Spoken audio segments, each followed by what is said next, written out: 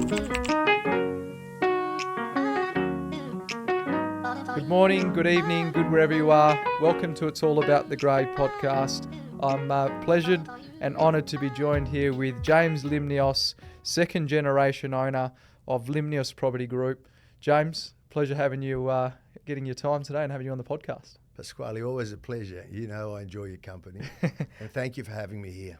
You're welcome, as I do with you, James. So I will just quickly chatting off camera earlier, but James, you want to tell us a story about how the business came to be? Correct me if I'm wrong. Your parents, Athanasios and Helen, founded the business in 1969. Is that true? Yes.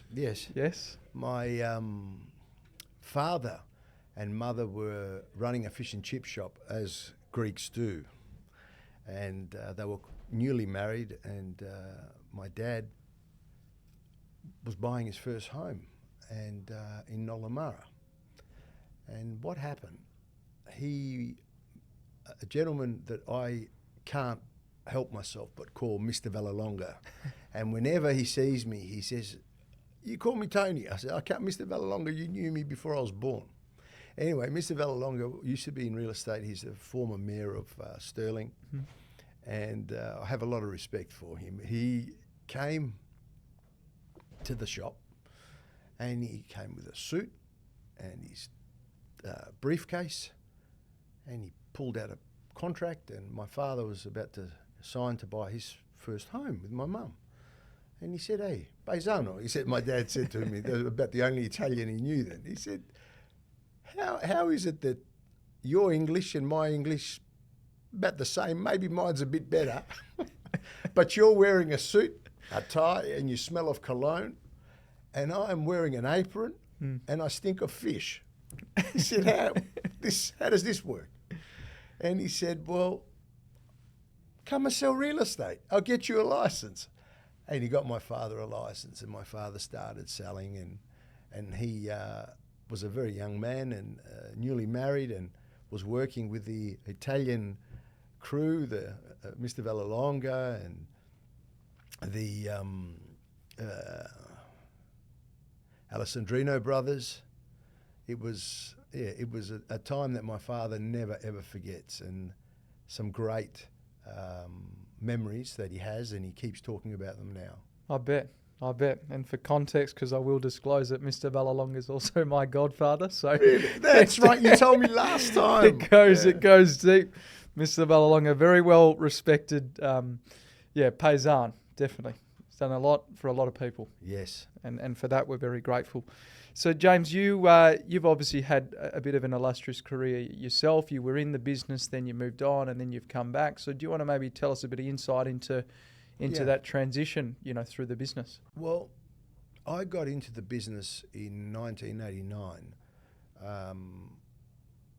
when I finished high school, and I went the following year. At the beginning of the following year, I started at a college because I didn't sit my then TEE exams because I'd broken my wrist playing soccer against Bayswater, against the Italians. I was a goalkeeper and they smashed my wrist. But I couldn't write, so I couldn't sit the exam. Anyway, it was a very tough time, and as a young man, and I still do, admire my parents, and I love my family very much. And I remember coming home and seeing my father home early one day, and I said, "Well, what's going on?" And my mum said, "Oh, the market's really bad. It was the recession we had to have. Interest rates were high." And I said, "Look, I'll get into the business. I'll help." My dad said, "Hey, you're only a kid." So what I did until I was able to get my license, I started to learn the job, and I started to talk to people, and I would introduce my father to different opportunities because I didn't have the license to sell. Mm-hmm. And then a few months later, I got my license and started selling real estate, and I gave him my word that I would finish my education. I would go to university. And so what I did during my career, I did a diploma in property, and then from there I sat an exam and got into the Executive Master of Business at UWA, and I completed that. And that's how I got into real estate. And obviously, since your father and now probably even since yourself, have you felt that the dynamic has changed in real estate over this, probably the last, it's been 55 years since Dad had started the business? Have you felt it's changed, or it's pretty linear? Of course it's changed. Real estate is a fast-moving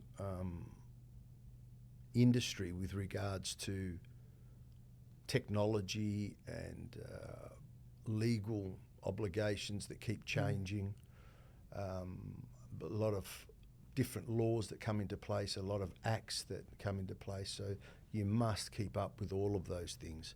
But the fundamental thing that will never change is that real estate, residential real estate, is where people live. So the human aspect is very important, including in commercial real estate. I think in order to be successful in real estate, you need to be able to communicate with people, you need to understand people, and you need to be able to be clear in what you're saying. Yeah, I do agree. There's a big emotional aspect to real estate, particularly buying your first home, which is something that we're going to discuss at length today. It is for what our generation, we see it as quite challenging to break into the market, and it'd be interesting to hear your thoughts. But before we get into that, James, the broader business, leasing, property development, property management, residential sales, retirement living, you have a vast range of services that you offer. Is there a particular reason you've built the business out that way, or that's something that Mum and Dad had started? No. Our business was traditionally built to service the European community at the time. Right. So a lot of the migrant families, the Yugoslav families, the Italian families, the Eastern Europeans, Vietnamese in the 80s, they were the client base that we had, and we basically supported their investment and housing needs. There was a period of time that I left the real estate practice and I started a project management and development management business with my wife, who is a PhD graduate in corporate resilience and sustainability, a civil engineer, an MBA, a surveyor, and a graduate from the AICD, Australian Institute of Company Directors, so am I. So this lady is an extremely intelligent lady, and she decided that she had had enough of academia. It was, Eleanor's a very honest person and doesn't like bullshit and fluff, and doesn't like people insinuating things or playing politics or whatever. So in her mind, the academic side, she enjoyed the academic, the research, the lecturing and what have you, and dealing the interface with the students, but she didn't enjoy the background, the politics that goes with academia, or any large organisation, or any industry. So anyway, Eleanor decided to leave that and join me in starting our own project management, development management, advisory business.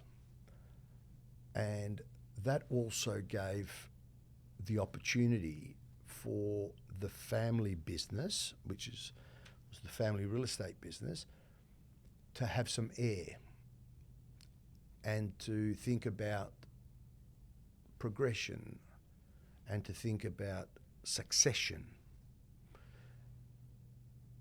Because if things remain the same, nothing changes.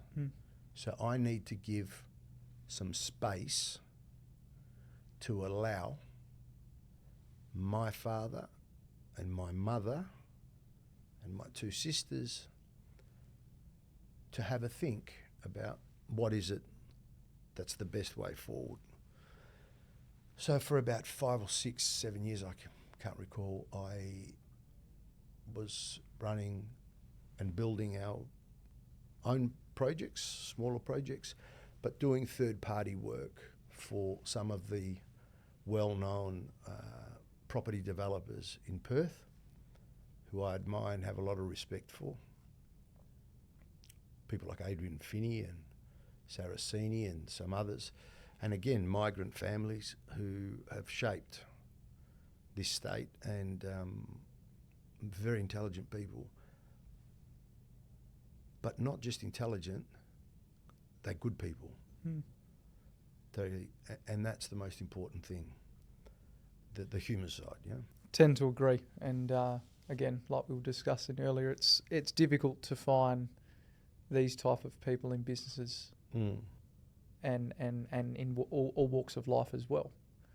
Sometimes. Sorry, just to finish off the question, I'm so sorry because okay. I veered off. But and then when I went back to the real estate practice, I actually took over the shareholdings, and we had an arrangement in place as to how that was going to happen.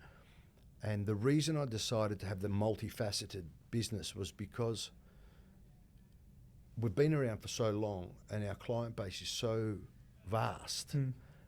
The demand for advice that people could really trust was so high that we thought, hey, we need to be able to offer these services to people, because they would come to me and they'll say, okay, this site now, what do I do with it? Who should manage this? Who should be the project manager? What's a development manager? How do I negotiate a construction contract?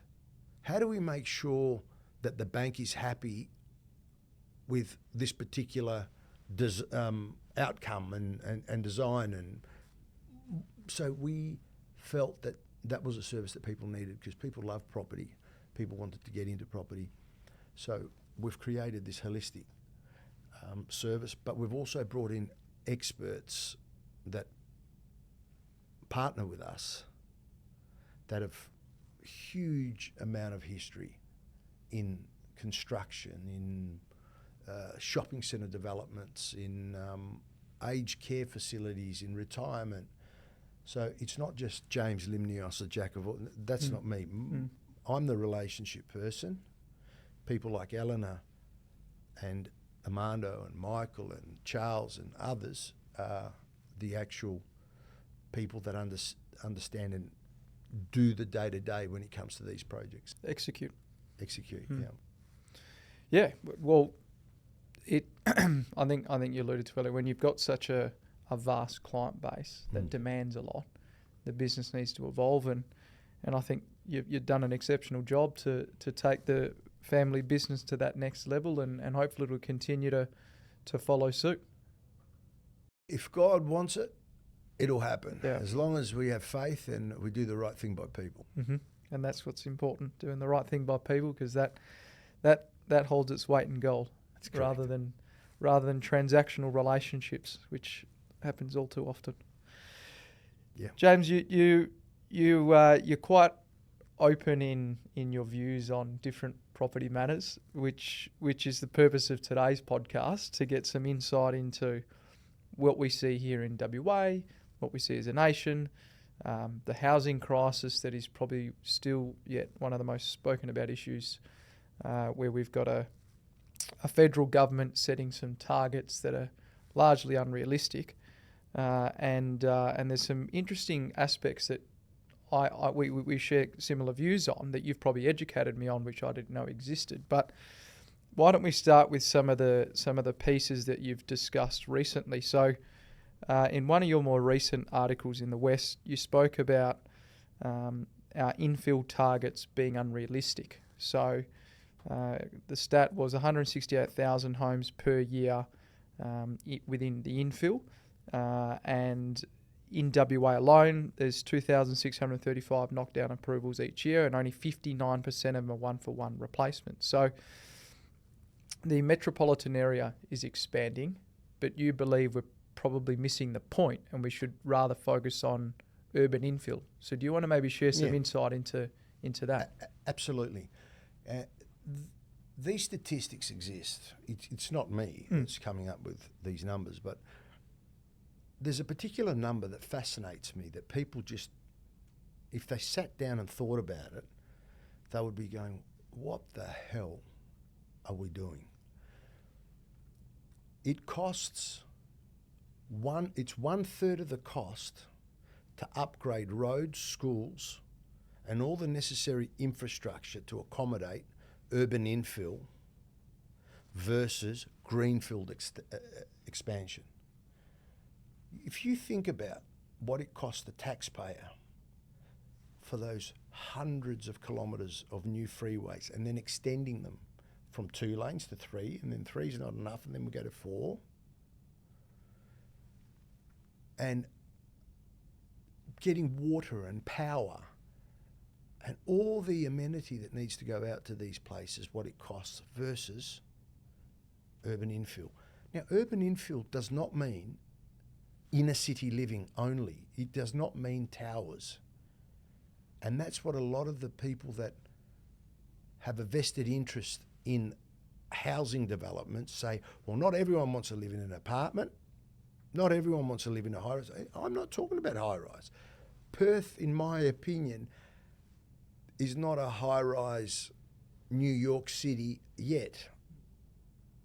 There's room for it in certain parts of the city, yes. I'm talking about urban infill. What does urban infill mean? Grab a 15-kilometre ring around the city, 20, and look at all the land that's sitting there, that's owned by government, that was held because there might have been a freeway extension, or there might have been something there, or it didn't work, or whatever. Look at all those holdings. How can we turn them into infill? And infill means villas, townhouses, small homes, cottage homes in these areas. Infill means main arterial roads, 5 levels. Whenever we go to Paris and we go to Rome and we go to Athens and these beautiful cities, we come back and we go, wow, that was wonderful. We loved it because there was history, there was charm, there were 4 and 5 story buildings, and at the bottom there was the baker, the shoemaker, the grocer, the butcher. And there was that buzz, there was that activity. That's what I'm talking about. And this Subiaco, Bayswater, Maylands, Inglewood, Jundana, Chewett Hill, Yukon, all of these areas are prime for urban infill, for increasing the density. Why is it that you should have R20 on certain lots and R30, just stupid things that don't make sense in some areas? And I'm not talking about going into someone's suburban area and tree-lined streets and then saying, no, all of these now have to become 10-unit sites. That's not what I'm talking about. I'm talking about main arterial roads. And there are certain sites, though, within suburbs as well, that lend themselves for a second property to be added on there. So let's continue that discussion. So why then, at least as a state government, do we have this urban sprawl? What is it? Because there's a political agenda to expand the metropolitan area and make it larger? Like, what's your view? Look, I'm not sure. I don't think people have thought about it carefully. That's what I think. I think there's some very powerful developers out there that believe in slicing and dicing and chopping bushland for hundreds of kilometres and making them into blocks. I don't think. You see, we've got to remember this. Politicians often get blamed for a lot of things, right? But unless you've been in their shoes, it's very difficult to understand how the system works. Most politicians want to do the right thing. In their heart of hearts, they want to do the right thing. The problem is the levers underneath, the machine underneath, the bureaucracy underneath. That is what often pushes policy, pushes agendas and creates issues. So I don't know how to answer that question, and I'm not sure it's a politically motivated thing. I just think there's not enough thought going into it. Yeah, I tend to agree. I think my understanding is when forming policy, a lot of consultants are engaged to provide supporting data which allow them to make a more informed decision. And supposedly, yes. And more often than not, it may be for this issue that, there might be an agenda of sorts. Who really knows? But I can understand your view, particularly given that, and we said this earlier, like you're flying out of Perth. Oh, it's embarrassing. Yeah, and you keep flying and flying and flying and flying, and then you go, to what end? And then, on the opposite, say you're flying into wherever it is, Europe, China, Japan, whatever, and you're flying into these main arteries, and they're just so developed in the main cities. Whereas when you're flying into Perth, Country the biggest town. joke, right? Yeah. The pilot, it's usually dark as you're coming in, and the pilot's going, "Oh, get ready, we're about to land," and all you can see is black, couple of lights. As you're getting lower, you start to see a few cars like ants trying to move around. Yeah. Everything's flat, and then in the distance somewhere you see it looks like a little handful of sprouted little buildings, and that's it. St. George's Terrace. Yeah, it's true. So we need to think about it. I would grab a texter and I would go, just draw a ring around the city and go, let's make this happen. Yeah, and I think the other challenging piece is if you go into Perth City, St. George's Terrace on a Saturday mid-morning at 10 o'clock, as I was here last weekend, honestly, St. George's Terrace is about 10:15. It genuinely felt like a country town. There was very little activity. A lot of the shops were closed. There is a degree of homelessness within the city, which was quite prevalent at that time because there's not a lot of people in the city. I think that in itself is challenging. It's not a good look. It's not a good look. So maybe through this urban infill, it may drive more people back into the city, so that then there is a bit of economic activity and a coffee shop or a restaurant or whatever it is could probably justify that Saturday trade, because I think that's a challenge in itself, right? Is we want this retail precinct to come back into, and we're just using Perth City for example, but unfortunately the people aren't there. It's a credit to R.M. Williams because they've opened up on the terrace. Yes. And I thought that was wonderful. And hopefully there'll be others that are inspired. There was also a time in the near distant past, it wasn't that long ago, when Perth City was the only 7-day trading. So on Sundays, if you wanted to go shopping and if you wanted to do anything, I'm talking while I was in council too, the other centres in the suburbs weren't open, so there would be a buzz around the city. But urban infill will fix that issue, because with people comes eyes on the street, comes safety, comes security, comes everything. You don't feel safe when there's not a lot of people on the street. you feel vulnerable. And that's why it's very important that we protect our capital city. We protect it. We've got to make sure that we have people coming. We incentivise people to come. Yeah, I tend 100%. And I know it's probably the wrong, maybe it's somewhat an irrelevant comparison, but if you compare this to Sydney, where you'd go into the city on a Saturday, yes, it's flying. Yeah, yes, there's a lot more people there, but I also think that's the way they've developed it as part of this urban infill development, is that there's activity there and there's people there and there's, you can go to I went to a dumpling place. I couldn't even remember where it was, but it was on the main drag there, near St. Martin's. Like it was busy. George Street or something. Yeah, it was busy.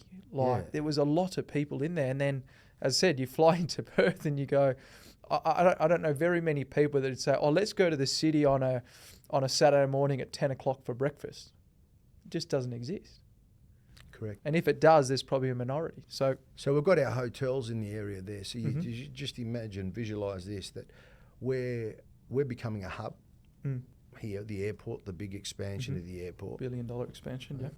Unless we activate our city and protect our city and encourage that activity, what's the impression going to be? They land, go for a walk, and they're looking around and, where am I? Tumbleweeds going down the terrace. It's not good. No, it's not a good look. Bit of a ghost town. So to that effect, James, if you had the opportunity to move the needle in the next 12 to 24 months, specifically around this urban infill, what specific rule change would you put in? It's a bit of a loaded question. It may not be one rule change. It might be a number of different ideas, but is it as simple as, not as simple, but is it let's develop a strategy, it's a long-term play and making changes in that manner, or you think there's some quick fixes? I would do a few things, right? First of all, I commend the government for doing the ferries, expanding the ferry service. I pushed that for years when I was on council, because I can see the benefit that Sydney has, and I see the benefit that even Brisbane has. And Brisbane doesn't have the same river system that we do. Ours is fantastic. Now, if we get it right, that water ferry service can become an amazing public transport, but also tourism opportunity. Whenever I go to Sydney and I've got a bit of time, I love jumping on that ferry and just letting it take me wherever it wants to take me, and getting off somewhere and having a coffee or having some lunch and then coming back. And I love it. That's number one. But I also think we need to do a light rail system that needs to link up the inner suburban areas, like they've done very well in Melbourne. That in itself will also make the city more accessible and better. The next thing we need to do, so we need to support the population, right? But we need to also, draw a ring around the city, 15, 20 kilometres, whatever it is, and start to identify and put nothing off the table. So be able to have a piece of land, and as long as it meets this design excellence, it creates some thought leadership, to be able to encourage that to come through. There's other things that they do in Sydney that we don't do here and in Melbourne. They call them boarding houses there, but it's not a boarding house traditionally that you think. They use the boarding house licensing or zoning to allow you to build micro apartments. So it gives you a lot of flexibility. You create some really good lifestyle facilities, common facilities, and you have micro apartments, about 35 square metres, very well suited to students, professionals, people who unfortunately might have divorced and they're in between sort of where they're going to live, and they live there from anywhere from 3 to 6 months, 9 months, 12 months, but it's 5-star and it's not that expensive. So you need to be able to create product to suit the demand. Not everything has to be a 4-bedroom, 2-bathroom, double lock-up garage. So we need to think outside the square. And the other thing that's the problem is banks, finance, trades. We don't have enough builders that can build, that feel comfortable in building multi-level buildings. We've got as many home builders as you like, but what we call commercial style builders, we need to have more of them. For example, we've only got 1 or 2 tier 1 builders, and these guys are not interested in my apartment complex when they've got billions of dollars of government infrastructure projects. There's a lot more money there. There's an easier negotiation there than what it is to try and negotiate with the private sector. But also banks. Banks are difficult. Their financing rules are so strict and stringent that it's very difficult to collaborate with a builder because they're demanding fixed price contract.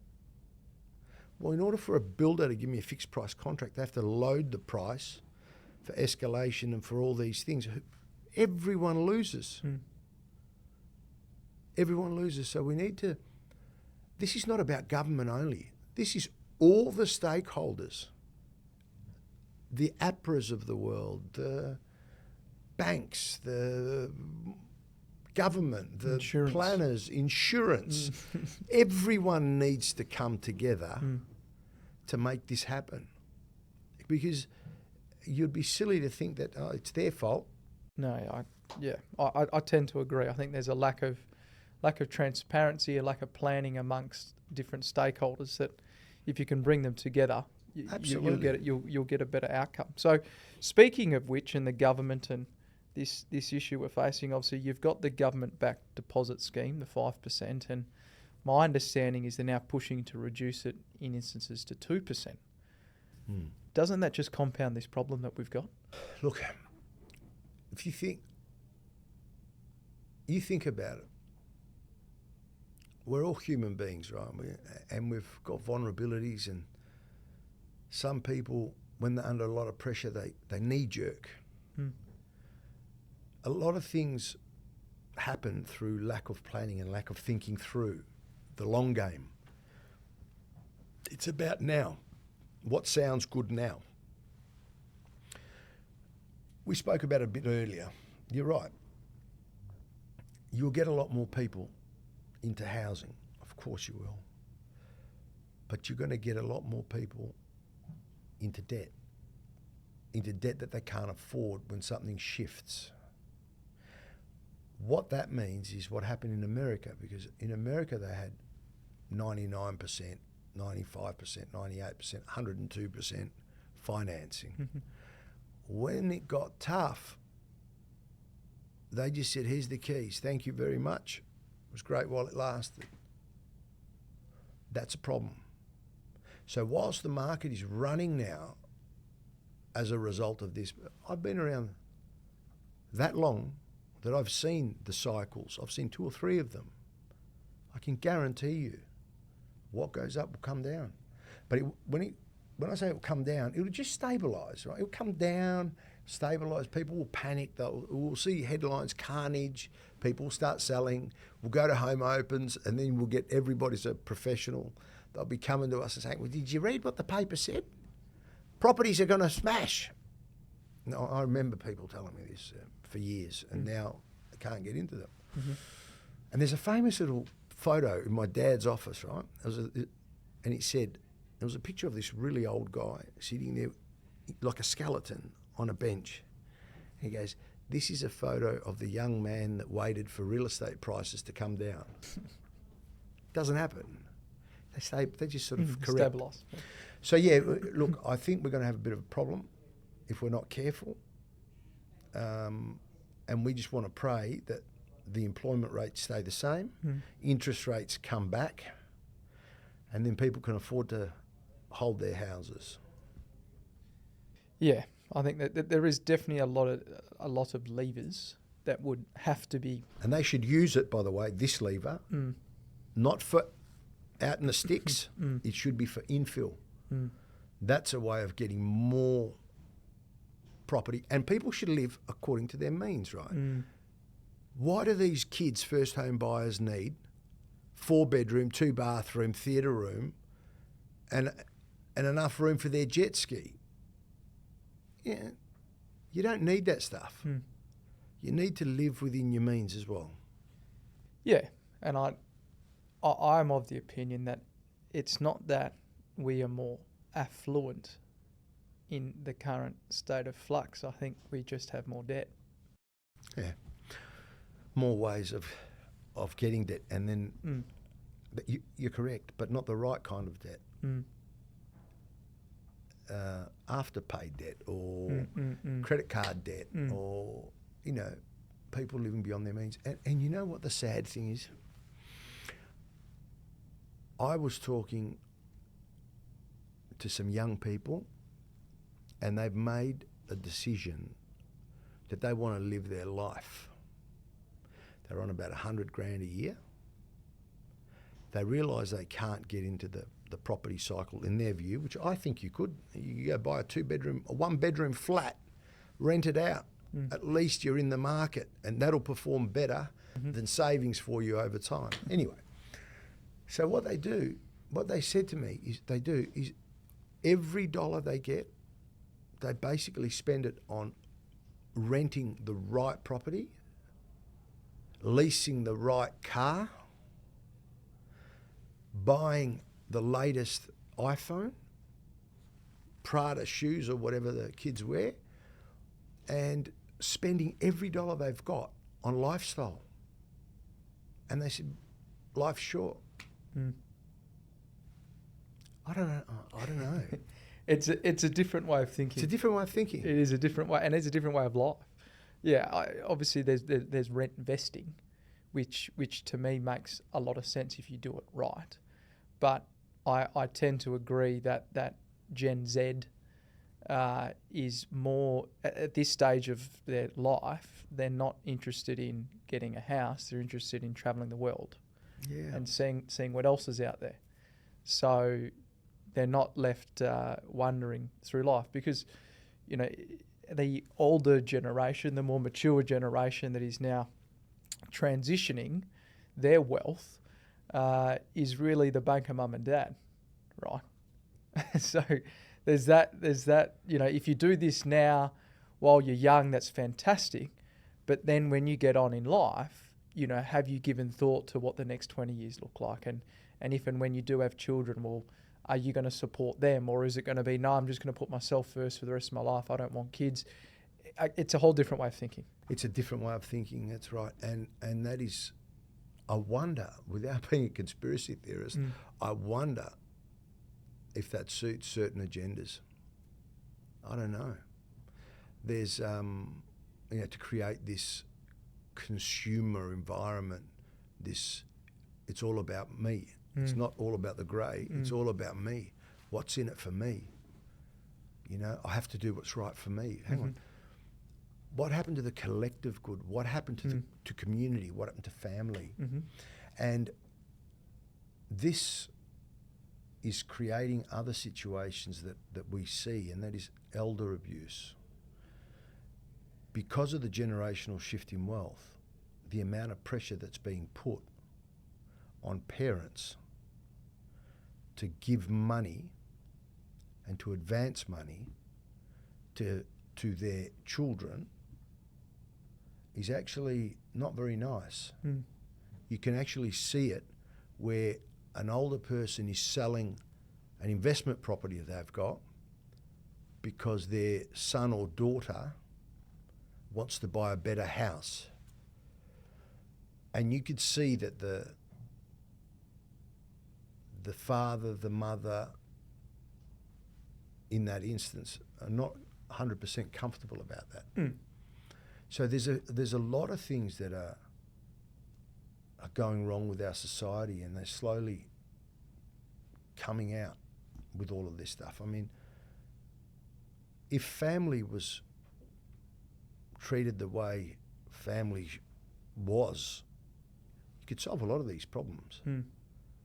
If we made it cool to be a collective, and we made it cool to be a family, and we made it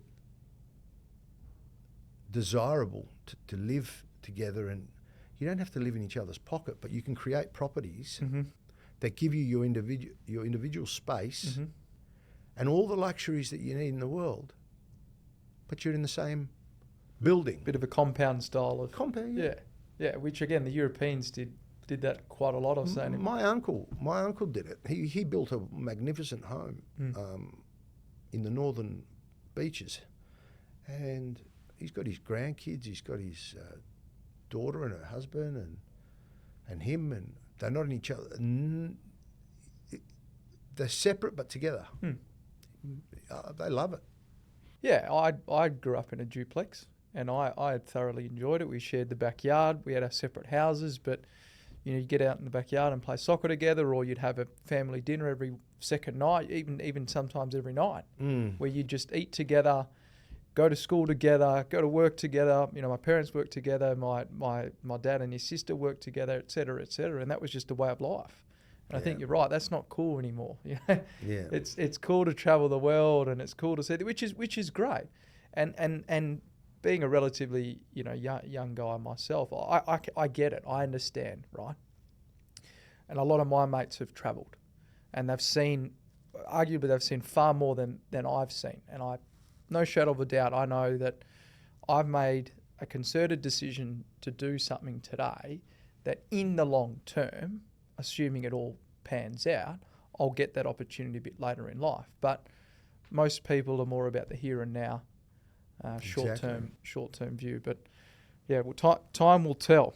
Time will tell, James. Another somewhat loaded question I do have is, there's the interstate market still views WA, or at least for the last probably 6 months, still sees WA as a bit of an opportunistic buy in, get the right yield, et cetera, et cetera. It's quite expensive, obviously, in Melbourne and Sydney, but notwithstanding that, WA's running at a rate that hopefully will start to cap out. It may not. Who really knows? Is there any, I'm going to call it a micro location or an urban infill location, that you would say, well, there's still some opportunity there, or is everything still really, really hot? I don't think that used second-hand apartments have taken off where they should be. You could still buy one $500,000, $550,000, $600,000, 2-bedroom, 2-bathroom, $450,000 for a 1-bedroom. These have not taken off yet. So there are huge opportunities to get into the property market and either rent or live in one of those. Now, I don't understand why a small family cannot live in an apartment. The average square meterage that people live in around the world, that takes in first world countries as well, is about 80 to 85 square metres. Here, our average is about 180 or 200 square metres. It's madness.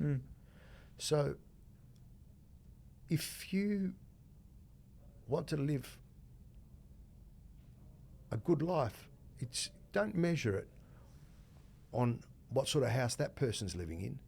Measure it on what makes you feel comfortable, what makes you happy, what makes you financially comfortable. So a 2-bedroom, 2-bathroom apartment could easily have 2 children in it. If it's located in the right place, there's going to be community gardens, there's going to be stuff. There's no reason why 2 siblings cannot share a bathroom and a bedroom. There's no reason that can't happen. I have a friend in Greece. He's one of my best friends. He is so wealthy. This is a true story. When the Greek financial crisis happened, a particular bank called him in with his father and begged him not to do a run on the bank, not to take their cash out. So just imagine what sort of cash you've got to have to be able to do that. That guy there says to me, the best thing that ever happened to me in my life was sharing. We lived in a 2-bedroom apartment, he said, in Greece, and sharing it with my brother. My brother and I, from babies, were in that. And they, two different characters, but they are the term brother. They are it. That brings together families. That brings together. It's that. If I live in a big home, and you live in a 2-bedroom apartment, it doesn't make me better. I'm probably less happy than what you might be, because you can afford it. You're spending more quality time with people. You're outdoors. When my wife first came from Greece, she came here on a scholarship to do a PhD, all paid for, UWA, because she still holds the mathematics record in engineering in the University of the Aristotelios University in Thessaloniki. She came here and she saw the Beyond Blue ads, and she had no idea what this is. She goes, "What's this Beyond Blue?"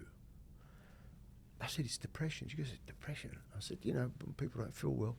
She says, "You know what? In Greece, we're supposed to be a lot poorer country. We're supposed to not have what you've got. But let me tell you, I've never seen a Beyond Blue ad, and people are happy."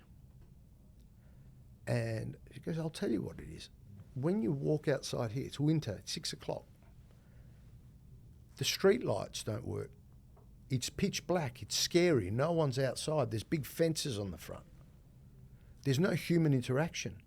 She says, us poor people, well, she's not poor, her father's actually, but anyway, she was saying, us poor people, whether we've got €1 million or we've got €1, we walk downstairs, we buy some passatempo, we walk up and down the street, you say hello, you have a coffee, whatever. So that's why we need to create environments where we're not just stuck in some big house on our own. But I think that's an opportunity, the apartments. And in closing, it has been a fantastic, insightful discussion that's definitely got me thinking a lot. If you were to give a piece of advice to young James Limnios in his mid-20s, specifically in respect of any property, whether it be resi, commercial, investment, or the like, what would it be?